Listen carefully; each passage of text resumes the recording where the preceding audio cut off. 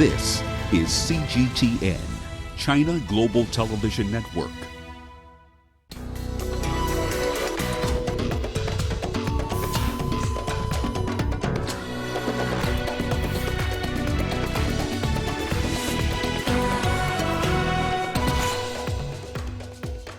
Chinese president inaugurates the fifth government of the special administrative region as Macau marks 20 years since its return to China.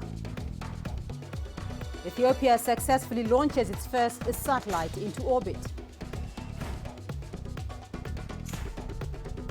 And French President Macron to begin a two-nation tour of West Africa amid concerns for Sahel security. This is a CGTN. Welcome to Africa Live with me, Beatrice Marshall, in Nairobi. Also ahead on the program. In business news, General Motors announces plans to recall over 900,000 vehicles in its revamp campaign of brake software.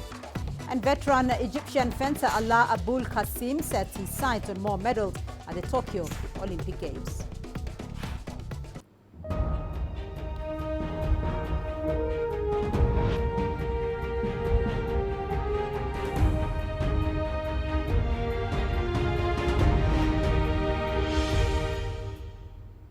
We begin with a big anniversary, marking 20 years since Macau returned to China from Portuguese colonial rule. At a ceremony in the city, the Chinese president says Macau should keep working with the central government towards a brighter future. He also inaugurated the fifth government of the special administrative region, touting the one country, two systems policy as the foundation for growth and prosperity. CGTN's Zhu Yun filed this report from Macau. A major milestone for Macau as a new government is sworn in with a new vision and fresh momentum. Chinese President Xi Jinping oversaw the process on Friday morning, urging the region to stick with the central government to ensure greater development and prosperity in the future. Macau should combine its own situation with our national strategies, seize the opportunities of the Belt and Road Initiative, as well as the Greater Bay Area construction, so that it can give full play to its strengths and become more competitive. The Chinese president added that Macau has made remarkable progress on political, social, and economic fronts. He said the special administrative region was a proof that the one country, two systems principle works well, and that the people of Macau were fully behind it.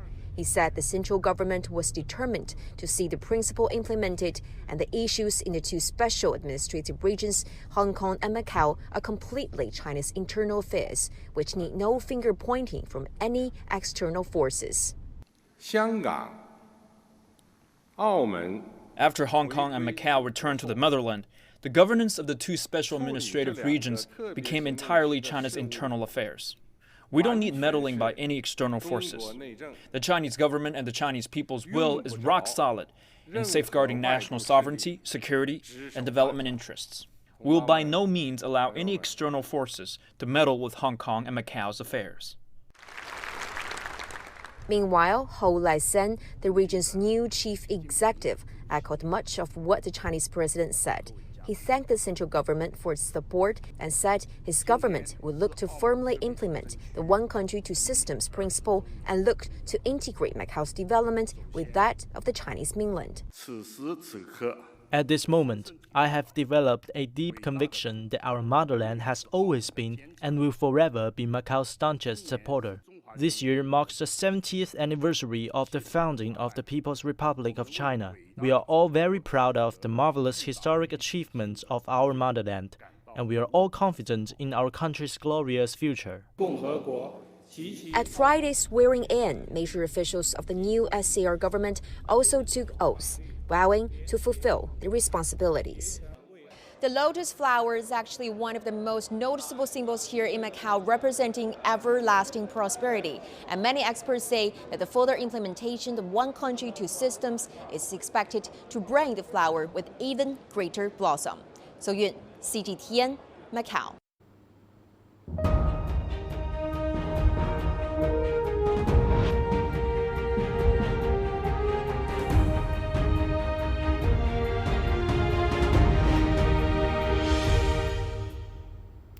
Ethiopia has successfully launched its first satellite to orbit. The satellite, dubbed ETRSS-1, a remote sensing satellite, was launched from Taiyuan Satellite Launching Center, located in central east of China. Ethiopia hopes to use its satellite for agricultural modernization, forestry, disaster predictions, and more. Well, back home in Ethiopia, a watch ceremony in Addis Ababa was led by the Deputy Prime Minister Demeke Mekonnen. The satellite was developed by the China Academy of Space Technology in collaboration with 21 Ethiopian scientists and launched from China. CGTN's Coletta Wanjohi reports from Addis Ababa. History in the making for Ethiopia as it goes into space. The satellite launched in China cost over $7 million, with $6 million provided by China. China's economy has developed at a nearly double-digit growth, and there are many lessons learned. And an important one, is to capitalize on new technologies, to ride the tide of modern technologies like space technology, digital economy. Ethiopia says the 70-kilogram satellite is primarily for monitoring the environment and studying weather patterns.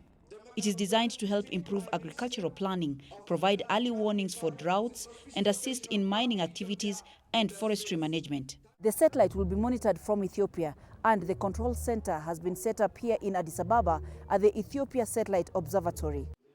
Dinaol Zelalem is one of at least 10 satellite control engineers who will be monitoring it 24 hours a day. The satellite can take the photo of Ethiopian land, and then that photo is stored on the server. Then the expert on the ground can add a value on the photo or the data. Then it interpret, analyze, and then add a value. Then finally give to the end user, like agricultural sector, like water sector, like the forestry. This is the third East African satellite. Kenya's was launched in 2018 and Rwanda's in September this year. In May, Ethiopia signed an agreement with China to build another one for communication and broadcast. It has also reached a deal with French space company Algerian Group to start the construction of satellite manufacturing, assembly, integration and testing facilities. From now on, the government says space is the limit. Coletta Wanjohi, CGTN, Addis Ababa, Ethiopia. Well, CGTN's Girum Chala witnessed the launch in Taiyuan in China, alongside the Ethiopian Minister for Innovation and Technology, Mr. Getahun Mekuria. Girum, tell us more.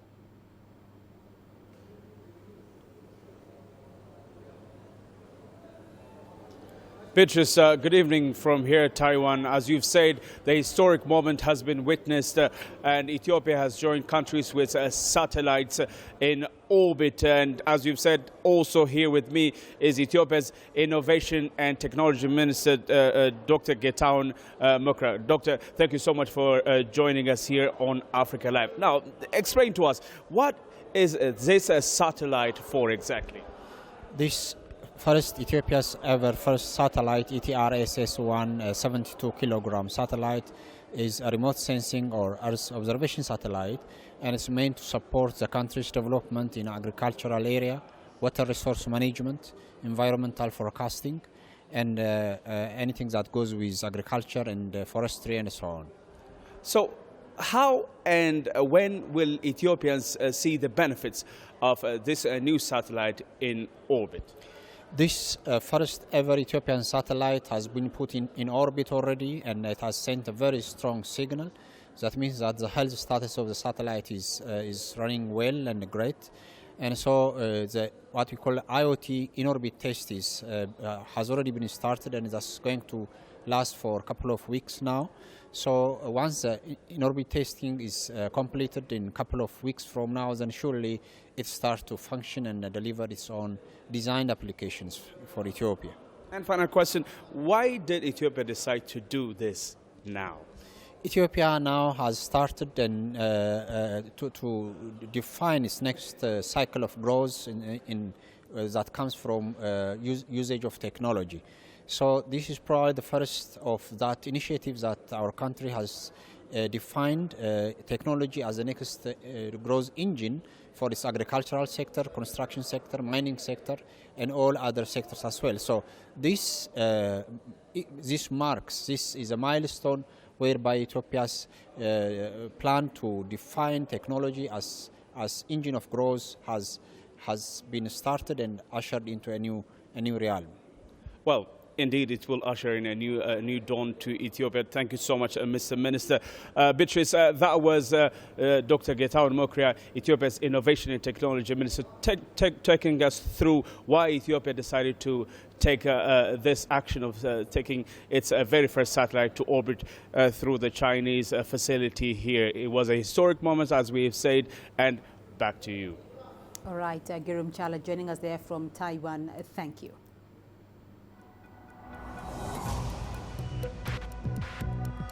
Each day, there are millions of stories. Each one can open new perspectives, new possibilities. Wherever you look, we are there. To see, discover, explore. We put the pieces together to find what really matters to you. All around the world, all around the clock. Our reporters are at home across the globe. From our headquarters in Beijing and production centers in Washington, Nairobi, and London, China Global Television Network. Stories from across the globe, reaching people across the globe. CGTN. See the difference. French President Emmanuel Macron will be visiting West Africa this weekend. He's expected in Côte d'Ivoire on Friday. And following his Côte d'Ivoire visit, Macron is expected to head to Niger, where he will pay homage to 71 soldiers who were massacred in a jihadist attack earlier this month. A rise in militant attacks has forced France to re-strategize its operations in the region. Macron's visit comes after a scheduled meeting between him and Africa's Sahel region leaders in France was postponed following a terror attack on a military camp in Niger. Well, we have our correspondent Stefan de Vries. He's joining me now live from Paris. Stefan, tell us more about Macron's agenda on this trip to Western Africa. Well, it's a busy trip, actually. He will have a Christmas dinner with the French troops in the French base of Abidjan tonight. That's almost a tradition because the last 2 years Emmanuel Macron also went to Africa, to Chad and Niger to have a Christmas dinner with the French troops. His visit to Ivory Coast was already planned. There are also economical elements, cultural programs.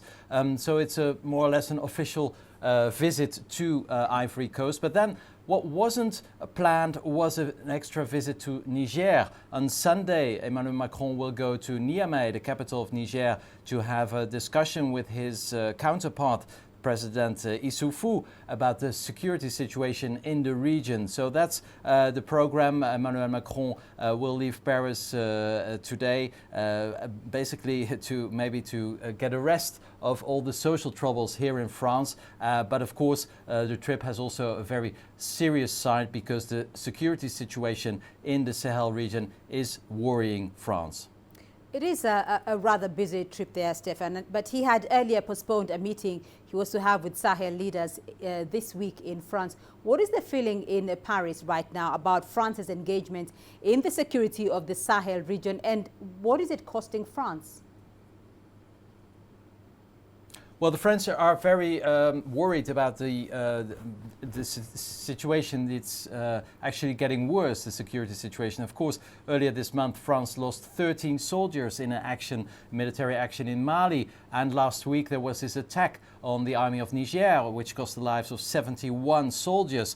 So the situation is getting worse and worse. And France is realizing that the Operation Barkhane, as the operation is called, which started in 2014, is not having a lot of effect. There are more and more attacks on military and civilian targets by jihadists and Islamic fighters in the region. And of course, France is present with 4,500 troops in that region. That sounds like a lot. It's actually a major force, but You have to understand that the Sahel region is about the size of Europe. So with only 4,500 troops, it's very hard to secure the region. And France is very eager to get other European countries on board of this operation to secure the region. And they also want to know what this G5, the so-called G5 Sahel countries, are going to do, because France wants Mali and Niger to contribute more to this international force in the region. So, Stefan, France is in the forefront, pushing other European countries to do more in the Sahel region and in the West African region generally. Why is that? Well, France, of course, has experienced the most terrorist attacks in Europe in the last couple of years. Most of them were instigated by Islamist fighters from the Sahel region or from Syria. So France is very eager to make sure that these terrorist attacks will not happen again. That's why they started this operation in 2014. Now, of course, it's a big operation, very costly, not only in money, but also in human lives. And the French, they want the Europeans to contribute more. The other European countries contribute on a smaller scale. Now, for instance, there are troops also from Estonia and the United Kingdom, but that is not enough, says France. France says we are basically protecting Europe from terrorism, but it costs us just too much. So please contribute to our forces. And they are saying the same thing to the G5 Sahel countries. So it is a very complicated situation, and the situation is getting worse by the day. And well, all this will be on the menu of Emmanuel Macron's visit to West Africa today until Sunday. Stefan de Vries joining us there from Paris. Thank you. You're watching Africa Live. Still ahead on the program. The UN Security Council extends its mandate of a UN mission in the DRC by another year. And a South African family gets $70,000 as a court award after their child drowned in a school's latrine.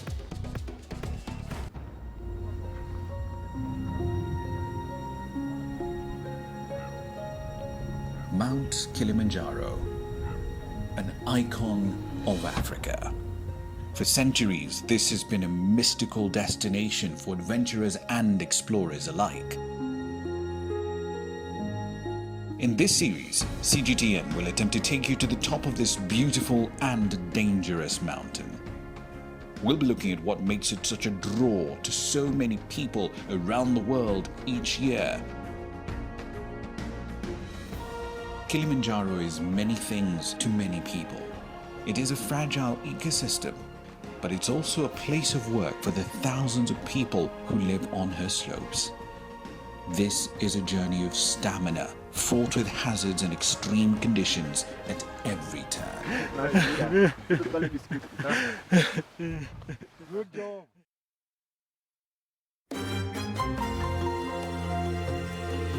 Africa Live.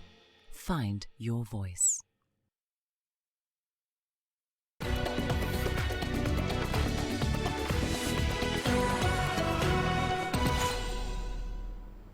The Security Council has adopted a resolution that will renew the mandate of the United Nations Organization Stabilisation Mission in the Democratic Republic of Congo. The resolution begins to take steps towards the eventual closure of MONUSCO, beginning with a request to the Secretary General to work with the DRC government so as to create an exit strategy to be proposed to the Council. South African Ambassador Zolisa Mabongo has welcomed this initiative, saying it is vital. Eastern DRC has been troubled for years by militias that control swathes of territory and exploit its mineral wealth. The DRC army launched operations against the Allied Democratic Forces at the end of October. In response, the ADF has carried out massacres in an apparent bid to discourage civilians from helping the military. And DRC locals accuse UN troops of failing to protect them against the ADF. The three members of the African members of the Security Council welcome the request for the SG to work with the DRC government to develop benchmarks that are to be met for the successful and responsible handover of MONUSCO tasks to the DRC government. It is vital that, in this regard, the withdrawal of MONUSCO be based on the positive evolution of the situation on the ground and the successful meeting of those benchmarks The idea of focusing MONUSCO troops in 6 provinces where the presence of forces is deemed necessary is in line with the government's request to concentrate in the provinces where the threat level is very high and to reduce the presence of troops in areas where the threat is no longer significant. It is in this context that the President of the Republic has called for a reconfiguration of MONUSCO, which favors a qualitative resizing of troops, which will have to be fewer but better equipped for asymmetrical warfare. The new Algerian President Abdelmadjid Tebboune has officially taken office for a 5-year term. Tebboune took oath of office on Thursday at an official ceremony in Algiers. He was sworn in following months of anti-government protests that pushed Abdelaziz Bouteflika out of power. In his speech, the new president declared his first priorities will be a new system of governance, strengthening the rule of law, social justice and democratic freedoms. The Algerian leader also aims to create a strong and diversified economy, creating wealth and jobs which will minimize the nation's expenditure. We must quickly overcome the current political situation to address the fundamental problems of the country by adopting a comprehensive strategy based on a clear political vision aimed at restoring the confidence of the population in the country in order to ensure its stability and its future. This strategy will be based on a foreign policy adapted to the strategic and economic interests of our country and to the circumstantial requirements and the geopolitical context. The family of a 5-year-old boy who fell into a pit latrine in 2014 in South Africa has finally been awarded damages. The South African Court of Appeal has ordered the Department of Education to pay Michael Komape's family just over 1 million rand or $70,000 for emotional shock. An estimated 4,500 schools out of a total of 25,000 have pit latrine toilets in various provinces in South Africa. Here's CGTN's Yolisa Njamela. 5-year-old Michael Komape was a student at Metro Dumela Primary School in the province of Limpopo here in South Africa. One day in 2014, during school hours, Michael asked to go to the toilet, but he never returned. A teacher and the school got in touch with his parents to tell them that he was missing. His tiny body would subsequently be discovered several hours later by his mother in a dilapidated pit toilet. The pit toilet he was using at school had apparently collapsed while he was using it. Section 27, a legal advocacy group, had been doing work in that province at the time and discovered the dire state of sanitation in the province. They then took up the case on behalf of the family. The day that Michael dies, the conduct of the state, one, Michael's body was left in the pit latrine, and Michael's mother is the one that discovers Michael's body in the pit latrine, and there's a very sad image that she paints, and she finds Michael's hand, stretching out for help, and that's how she discovers her son in the bottom of a pit toilet. And so, the conduct of the school was not very helpful. They wanted the body to stay in there until there were emergency services that could come. Michael's father also came trying to remove the body, and they didn't allow him to do that. The Department of Education would later deny responsibility for Michael's death. The family, with the help of Section 27, later took the state to court. They demanded 3 million rand from the state and further wanted it to be compelled to provide decent sanitation at schools. The Court of Appeals ultimately granted the family just over 1 million rand. We welcome the judgment that came from the Supreme Court of Appeal. One, because we recognize that this has been a very long process for the family. It's one that has stretched over a period of 5 years, and the family has really been through a long process. And so we welcome the judgment, and we think it's a just and fair judgment. Michael's death in 2014 caused outrage in South Africa and drew attention to the lack of proper toilets in many schools, especially because there had been more children who also suffered like Michael. While Michael's family is well aware that the compensation will not bring their child back, they're relieved that the country's justice system helped them in some way. The family was very happy. And why does the family feel happy? They feel happy because they feel that This is a recognition of the pain that they have suffered. This is a recognition of the fact that Michael's rights were violated, that the family's rights were violated. The Komape family and Section 27 are now hoping that this matter will be put to rest. The Education Department says while it welcomes the outcomes of the court, it still needs a bit of time to study the contents of the judgment before it makes an official comment. Yolisa Njamela for CGTN in Johannesburg, South Africa. Zimbabwe's 40th independence celebration will take place in April of next year. The milestone is acting as a catalyst for an initiative that hopes to bring thousands of Zimbabweans from all over the world together. Here's CGTN's Farai Mwakutuya with the details. Years of economic challenges at home have driven Zimbabweans into some far-flung places across the globe.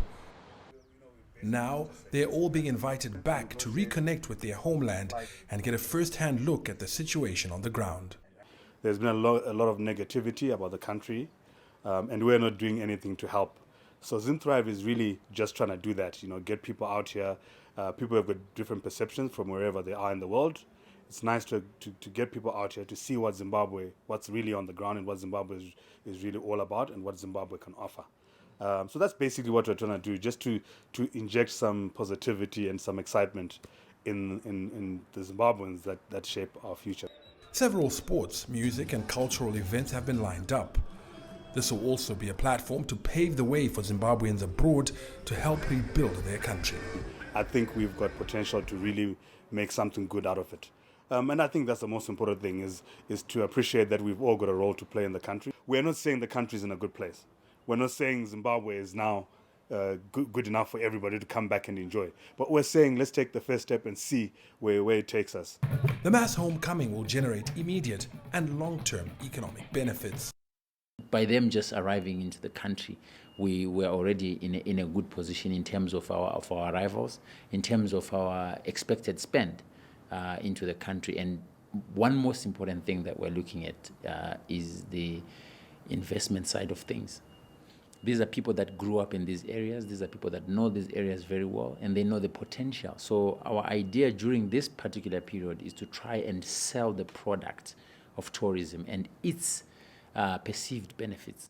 This unprecedented initiative has generated a lot of excitement and some skepticism. However, organizers are confident that once they host the inaugural event in April 2020, subsequent ones due in 2021 and 2023 will achieve the objective of getting this nation to thrive once again. Farai Mwakutuya, CGTN, Harare, Zimbabwe. The first Wahid El Baisi Cup has been held in Egypt. The translation competition was for Arab University students in Ain Shams University in Cairo. Hosted by the Confucius Institute in the university, the event was attended by Liao Liqiang, the Chinese ambassador to Egypt, as well as hundreds of Chinese students from various Egyptian universities. A total of 20 outstanding players entered the last final. They had to go through self-introduction, on-site translation of a Chinese paragraph and musical lyrics. All contestants fully demonstrated their Chinese levels. In the end, Yasmin from Ain Shams University won the grand prize. And we still have more news for you here on the program. Here's what's ahead.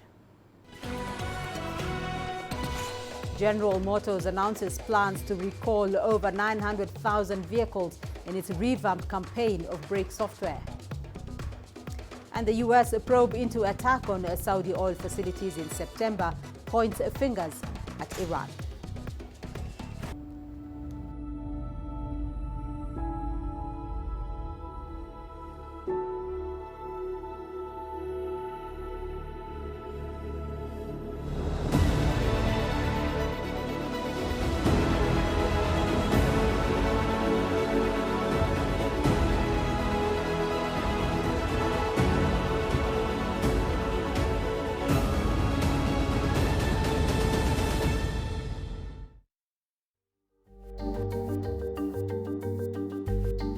Africa Live.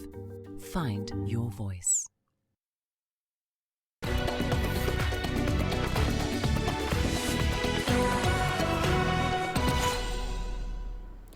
global automaker General Motors is set to issue recalls for more than 900,000 vehicles in an attempt to address the brake software and fire risks.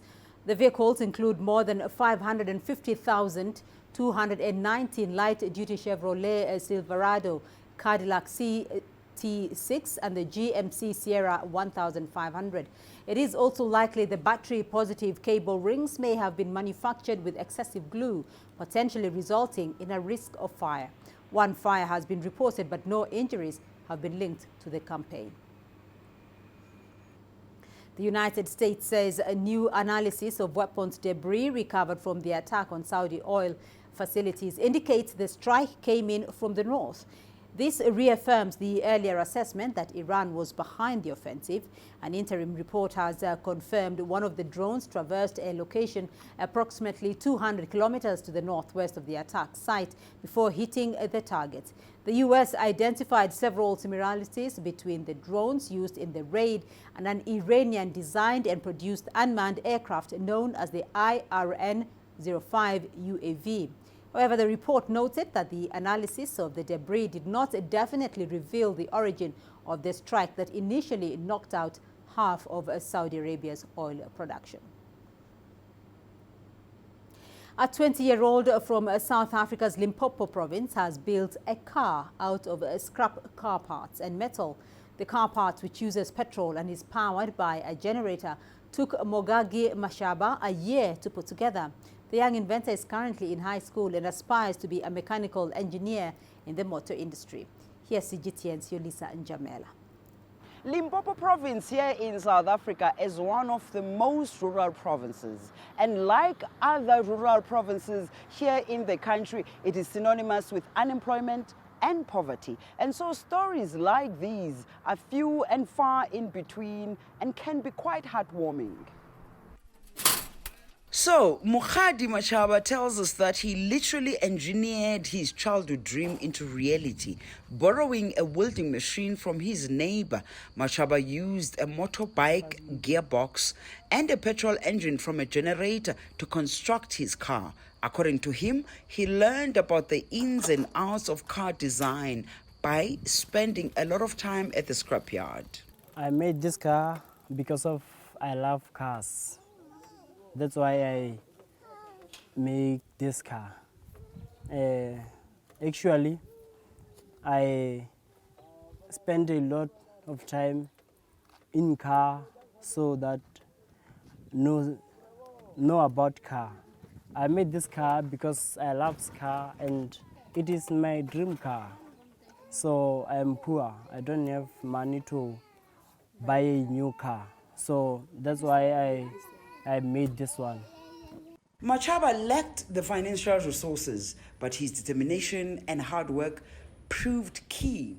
He would over time use his mother's donkey cart to sell firewood to make money so he can be able to buy scrap parts.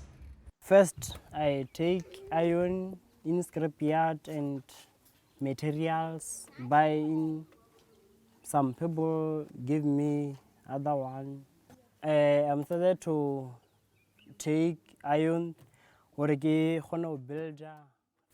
decided to take iron so that I can be able to build the frame. After the frame, I looked for steel and some iron to build the body. Then I bought wheels from people and the scrapyard. After that, I connected the generator, gearbox, and all of these I took from the people. So I carried on connecting everything so that I can be able to create this car to become the way it is. Mashaba tells us that there were so many naysayers as he was constructing his car, but he remained undeterred. Many people were surprised about me building a car because there is no one who would ever think of building a car around my neighborhood. They were surprised and blown away. Just some others laughing. Some people were laughing and others were shocked. They were actually surprised. Just surprised. It's now his pride and joy, and he takes it all around the villages in the Limpopo province of South Africa.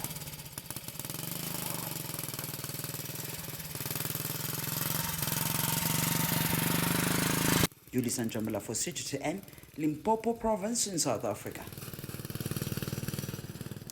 Now, despite the abundance of waterways in the Nigerian commercial capital Lagos, water transportation still lags far behind as a means of commuting around the city. In a bid to provide a suitable option to road transport for residents, a Nigerian firm has come up with a concept of a water taxi. CGTN's Deji Badmos has more on that story. If there's one thing Lagos is notorious for, it is traffic jam. One research shows residents spend an estimated 6 hours in traffic commuting around the city every day. But with the city's improving ferry service, more residents are now trying out the waterways, which cut commuting time by about 90%. And Sandra is one of them. The ferry does it fast, yeah, because I spend barely 30 minutes, 25 to 30 minutes getting to work on the island. But if I'm going to take the bus, I spend close to 3 to 4 hours, depending on the time I leave my house. The ferry is very seamless. I mean, boarding, very seamless. It's very convenient for me. It's quicker for me, and stress-free, really, basically. The improved ferry service in the city is thanks in part to Lagos Water Taxi, or WAXI for short, run by a local firm, Hallow Waters. CEO Andrew Olanna says his initial plan was to operate large vessels that would carry petroleum product, but had to change his mind because of the financial constraints and the opportunity he saw in water transportation. When we started in 2018, March, the ridership was about 2,000 passengers daily, in, out, 2,000 out of Ikorodu and then 2,000 into Ikorodu. Now the figure has grown to about 3,005 daily each way. Unfortunately, with the limited resources that we have, we're only able to capture less than 10% of that market, while the substandard boats are still the one operating a sizable portion of the market. In a city of about 20 million people, only around 700,000 residents commute by waterways, leaving the rest to make use of the roads. And with no railway system in place, it's only natural that the roads would be congested. Experts say water transportation is the way to go to help address the city's traffic chaos. It puzzles us when we hear things like the government has gone to buy BRT buses and they are doing this and they are doing that. You know, you're congesting the road more by putting 800 buses on the road. Now you're saying that the infrastructure is poor, the roads are collapsing and all of that, and you're buying 800 more buses and putting on the same road. If you put 800 boats on the water, it's not going to weigh the water down. It's a service that needs to be provided, but private sector is waiting to take over that business. Despite the WAXI initiative, investment in the city's water transportation is still very low. And there's also the issue of safety concerns by commuters. A lot of us are not wonderful swimmers, and this is water we're talking about. So really, yes, people are scared of using the water because they don't feel safe. Nothing is guaranteed, but I mean, just the feeling of being safe will enable someone decide to try out a new means of transportation. Example, the water. So users are not safe yet, you know. So if we can work on safety, if we can really work on safety, it will go a long way to, you know, encourage users to ply the waterways. WAXI is setting the trend in safety, and it is the reason why more and more people are now getting attracted to the waterways. But Lagos water transportation is still far from the ideal. It requires much more investment than it is getting at the moment. And until that happens, the road would continue to remain the preferred means of transportation. And that can only mean one thing: more traffic nightmares in a city reeling from congestion. Deji Badmos, CGTN, Lagos, Nigeria. And we'll stay a little bit more with Deji Badmos in Nigeria, where innovation in food businesses in sub-Saharan Africa is becoming rampant, with more agricultural solutions bringing up to meet growing food demands. The refining of food items with no additives is helping to reduce imports, develop domestic markets, as well as exports. Deji Badmos brings us the story of a 75-year-old retired nurse who's cashing in with the production of plantain flour. proudly explaining the processes involved in the production of a plantain flour. At almost 80, Theresa Alanna is one of the very few in Nigeria who ventured into entrepreneurship at old age and running a thriving startup. Inside her factory, you find workers at different stages of work. The powder you see them pouring from this bag is made from nothing other than plantain, which has been washed, sliced and dried. Alanna has been operating this factory for about 4 years. She has both an agricultural and health background. As a retired nurse educator, she used to teach people about healthy living, and so finding herself in a place where the plantain crop grows naturally was like opportunity meeting readiness. Plantain is produced in Delta State all year round, except that there are seasonal increases and seasonal decreases. And it can be very healthy, very healthy for people with diabetes, hypertension, prevents iron deficiency and anemia, especially in children who love eating boiled plantain and palm oil or dodo with beans. Very healthy food. Naturally, plantain is a perishable food item, but processing it into flour and packaging helps prevent wastage resulting from abundance. This machine has the capacity to dry 250 kilograms of sliced plantain.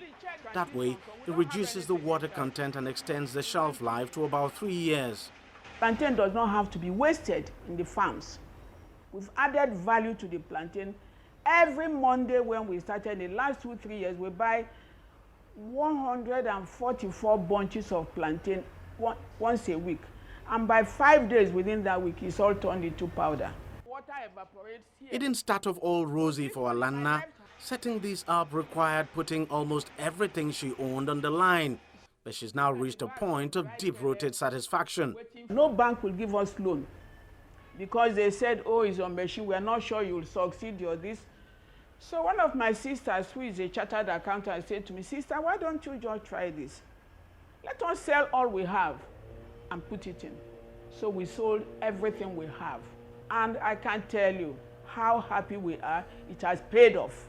I have a reason to wake up in the morning. At my age, people are amazed that I'm still functioning. Alanna's desire is to see Nigeria's indigenous industry grow. All the machines in the factory are Nigerian-made, fabricated by local engineers. In addition to that, she has trained over 30 people in the production of plantain flour. She's also willing to partner with the state government for a factory to be used for skill acquisition training programs for youths in order to cut dependency on government for jobs. The government cannot employ everybody. If you know the percentage of the civil servants in this country, it's nothing compared to the population of the people we have. But by the time we do private entrepreneur, if only government will look into the energy thing, I had to pay for a 50 kg generator, 500,000. I don't know how I paid it. Nigeria's current plantain production is more for local consumption than for export. Alanna is relying on assurances by the government to begin exporting her products very soon. DJ Badmos, CGTN, Asaba, South Nigeria. And we still have more news for you here on the program. Here's what's ahead. South African conservationists create a safe haven for pangolins to prevent extinction.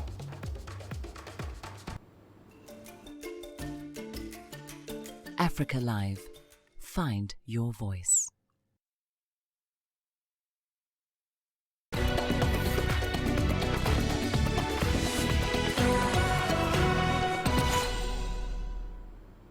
Pangolins are nearing extinction as unscrupulous criminal elements continue to poach and sell them on the black market.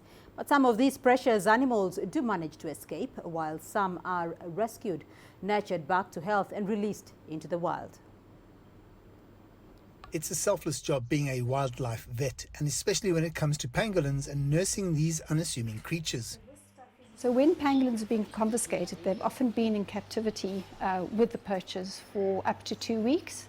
And whatever period of time they've spent with the poachers, there's always going to be dehydration.